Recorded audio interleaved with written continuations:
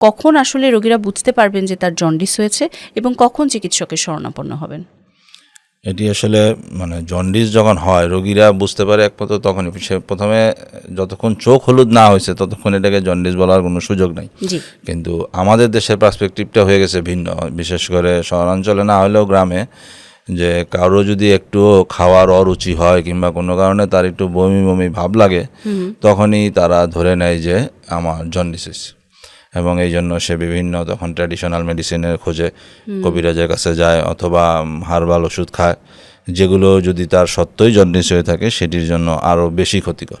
তো এই জন্য এরকম মনে হইলেও যতক্ষণ আপনার যখন চোখ হলুদ হয়ে যাবে কিংবা আমি একেবারেই খেতে পারতেছি না, পেটের উপরের দিকে ডান পাশে একটু ব্যথা অথবা প্রস্রাব হলুদ হয়েছে, এই চারটা যখন একসঙ্গে হয় তখনই ভালো হচ্ছে আপনি একজন লিভার বিশেষজ্ঞের পরামর্শ নেবেন। তার আগে শুধু খেতে পারি না অথবা বমি ভাব হয়, এটি জন্ডিসের কোনো লক্ষণ নয়। কাজে এই সময় ডাক্তারের কাছে যাওয়াটা, চিকিৎসকের কাছে, মানে যে জন্ডিসের চিকিৎসার জন্য যাওয়াটা ঠিক হবে না আর কি।